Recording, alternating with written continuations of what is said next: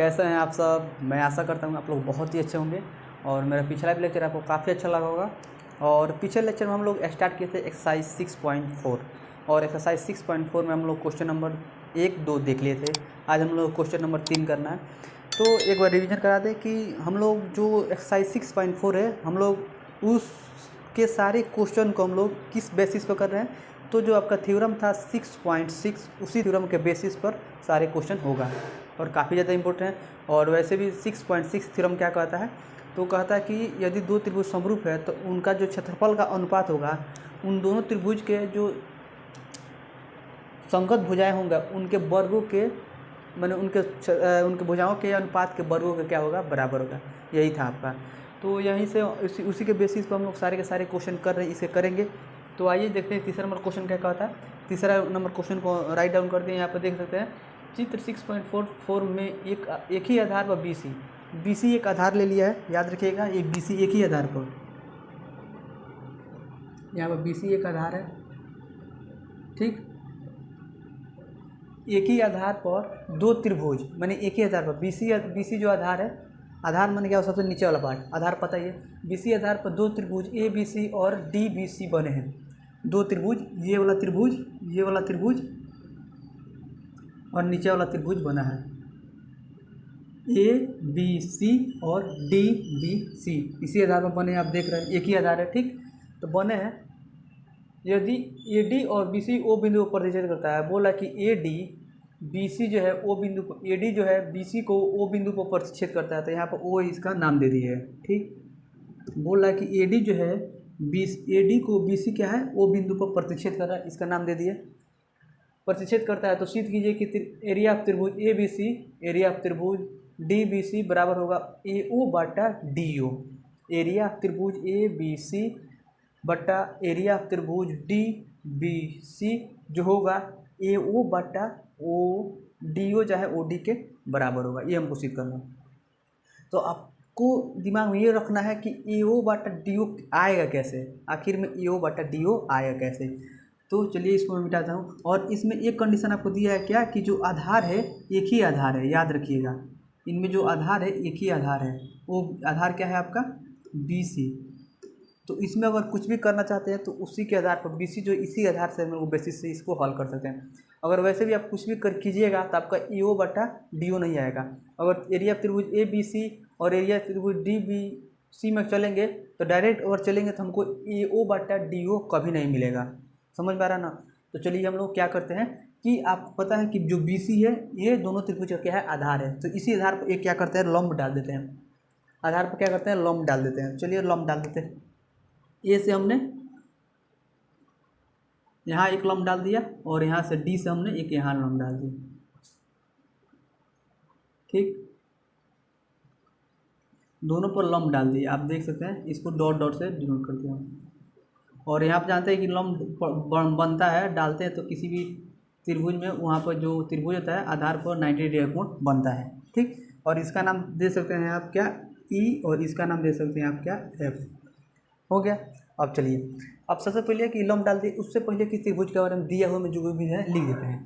तो सबसे पहले जब इसका सॉल्यूशन लिखेंगे सबसे पहले दिया हुआ में लिख देते हैं। दिया क्या है कि दोनों त्रिभुज ABC और त्रिभुज DBC का आधार एक ही है,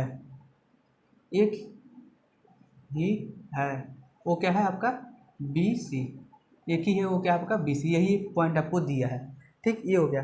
अब देखें BC है तो इस पर हम लोग इसको प्रूफ करने के लिए क्या किए हैं कि BC पर A से एक लंब डालें और D से लंब डालें। क्यों डाले हैं, देखिए इसलिए क्योंकि जैसे हम लोग एरिया ऑफ त्रिभुज AEO, एरिया ऑफ त्रिभुज DOF को हम लोग प्रूफ करेंगे, इसको समरूप कर देंगे।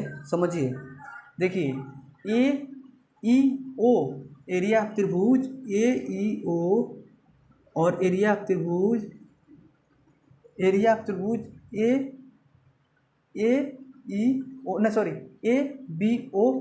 त्रिभुज DCO जैसे ही हम लोग क्या करेंगे समरूप करेंगे इसको, तो हम जानते हैं कि इसमें क्या आ जाएगा आपका, जो इसके एक भुजा होगा ए ओ और डी ओ के बराबर हो जाएगा। देखिए हमको क्या चाहिए, ए ओ बटा डी ओ चाहिए, चाहे ओ डी चाहिए।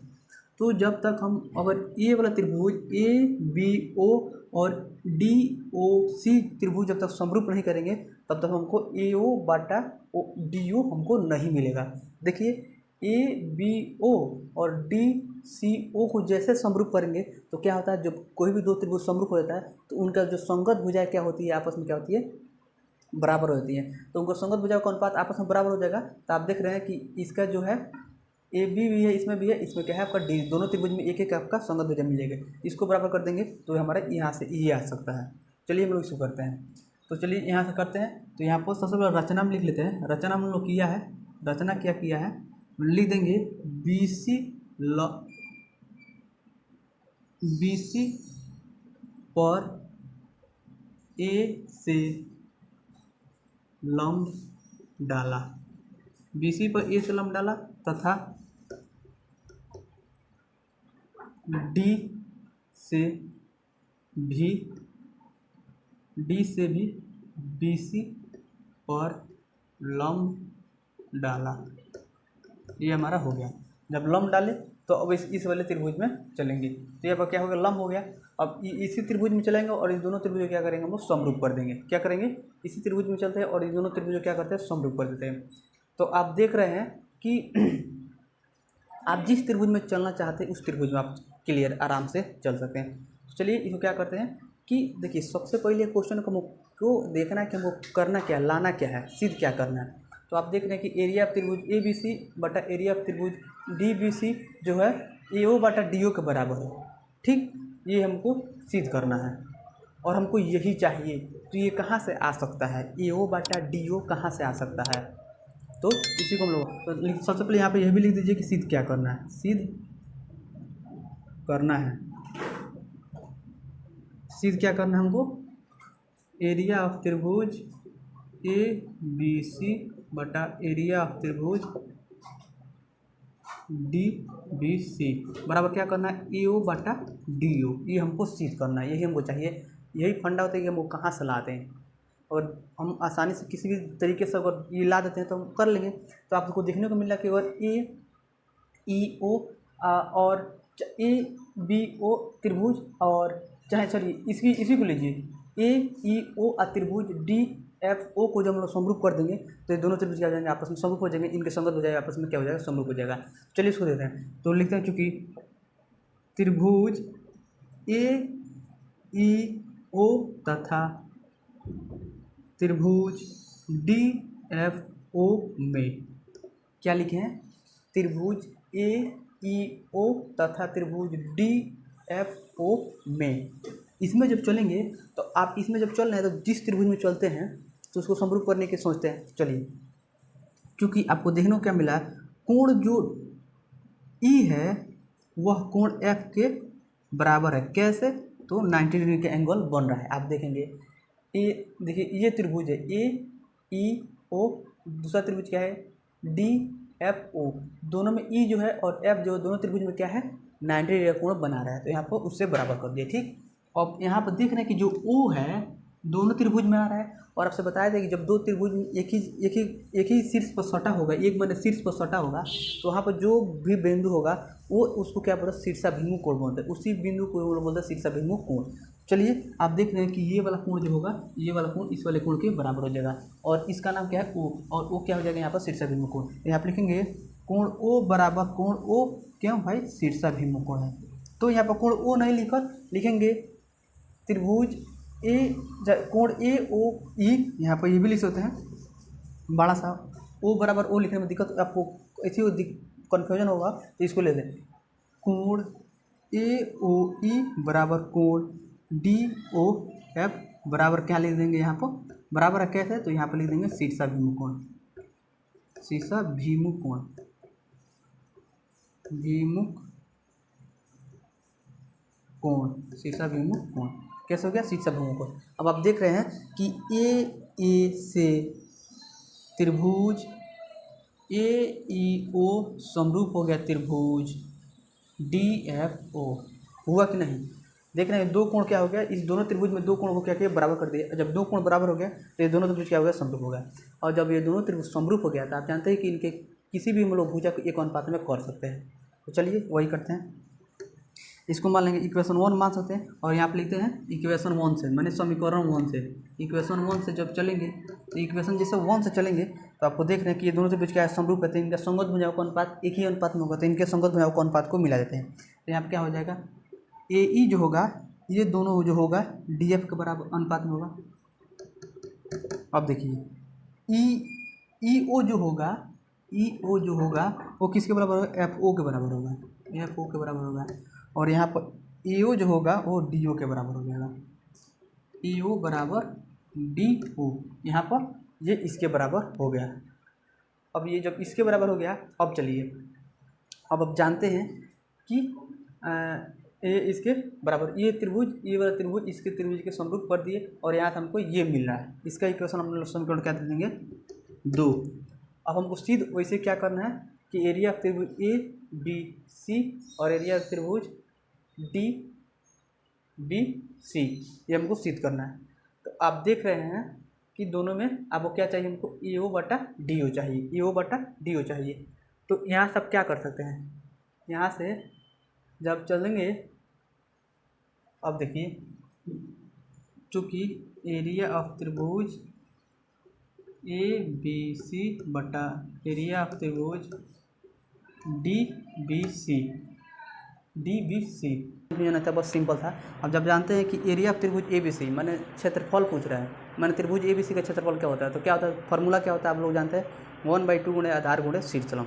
क्या होता है फॉर्मूला, 1/2 गुणे आधार गुणे शीर्षलम। तो अगर यहाँ पर 1/2 गुणे आधार, एरिया ऑफ त्रिभुज ए बी सी का आधार क्या है, आप लोग पहले से बताते हैं, ए बी सी का आधार क्या है, बी सी है, गुणे और इसका शीर्षलम, शीर्षलम क्या हो जाएगा आपका ए ई, क्या हो जाएगा आपका ए ई बटा एरिया ऑफ त्रिभुज D B C, area of त्रिभुज डी बी सी का भी क्षेत्रफल क्या होगा, 1/2 गुणे आधार गुणे शीर्षलम। तो 1/2 गुणे आधार, आधार क्या है आपका बी सी है, क्योंकि जानते हैं कि एरिया ऑफ त्रिभुज ए बी सी और एरिया ऑफ त्रिभुज डी बी सी का दोनों का आधार क्या है, बी सी है, तो बी सी हो गया। और इसमें डी बी सी का जो लंब है वो क्या आपका डी एफ गुणे डी एफ, ठीक। अब देखिए ये हो गया। अब देख रहे हैं कि 1/2 से 1/2 कैंसिल हो गया, बी से क्या हो गया, कैंसिल हो गया। अब यहाँ पर क्या मिला है, एरिया ऑफ त्रिभुज ए बी सी बटा एरिया ऑफ त्रिभुज डी बी सी बराबर कितना है, ए ई बराबर डी एफ। अब यहाँ पर देखेंगे, यहाँ पर लिखेंगे इक्वेशन 2 से देखेंगे तो देखिए ए ई बटा डी एफ, ए ई बटा डी एफ किसके बराबर है, तो ई ओ बटा एफ ओ के बराबर भी है और ए ओ बटा डी ओ के भी बराबर है। आप देख रहे हैं, तो यहाँ से लिख देंगे एरिया ऑफ त्रिभुज ए बी सी बटा एरिया ऑफ त्रिभुज डी बी सी बराबर हो गया ए ओ बटा डी ओ। यही हमको क्या करना था, प्रूफ करना था। मुझे पूरा विषय का क्वेश्चन समझ में आएगा कैसे, देखिए आपको चाहिए क्या, हमको ये लाना था, एरिया ऑफ त्रिभुज ए बी सी और एरिया ऑफ त्रिभुज डी बी सी हमको बराबर क्या चाहिए था, ए ओ बटा डी ओ हमको सिद्ध करना था, ठीक। तो हम लोग इस वाले त्रिभुज को क्या किए, इस वाले त्रिभुज और इस वाले त्रिभुज को सिद्ध किए। क्यों इसी त्रिभुज में चले हैं, क्योंकि इसी त्रिभुज में हम चलेंगे तो हमको ए ओ बटा डी ओ का अनुपात मिलेगा, ठीक। इसीलिए इसी त्रिभुज में चले और यहाँ पर चले हैं तो ये समरूप किए थे, और उस जब समरूप हो गया तो इनके संगत भुजाओं का अनुपात को बराबर कर दिए, तो यहाँ पर ये हमको मिल गया। और उसके बाद हमको सिद्ध क्या करना था, ये सिद्ध करना था। आप जानते हैं कि एरिया ऑफ त्रिभुज ए बी सी का क्षेत्रफल क्या होगा और एरिया ऑफ त्रिभुज डी बी सी का क्षेत्रफल क्या होगा, तो 1/2 गुणा आधार गुणा शीर्षलम होता है। उसी फार्मूला का यूज करके इसके आधार को निकालनी है, शीर्षलम को निकालनी है, तो हमको ये मिला है। और यहाँ से 1/2 से 1/2 बी सी से बी सी कट गया, यहाँ पर ए ई बटा डी एफ मिला है, एरिया ऑफ त्रिभुज ए ई बटा एरिया ऑफ त्रिभुज डी एफ। अब देख रहे हैं कि जो ए ई बटा डी एफ है, यहाँ पर ए ई बटा डी एफ है, इक्वेशन 2 से ए ई बटा डी एफ है जो आपको ई ओ बटा एफ ओ के भी बराबर है और ए ओ बटा डी ओ के भी बराबर है। तो ए ई बटा जो आपका डी एफ है किसी दो संख्या के बराबर, तो हम क्या करेंगे, इसके बराबर कर देंगे। तो इसके जब हम क्या किए, इसको पुट कर दिए, यहाँ पर लिखे इक्वेशन 2 से, इसके जब हम लोग क्या किए, इसको पुट कर दिए, तो हमारा आ गया। ये हमको प्रूफ करना था, तो ये हमारा हो गया प्रूफ। काफ़ी इजी था, यहाँ पर थोड़ा प्रॉब्लम बना था कि आगे कैसे बढ़े, तो बस वहीं पर त्रिभुज का फॉर्मूला लगाकर इसको आगे बढ़ जाना था। चलिए ये आपका था तीसरा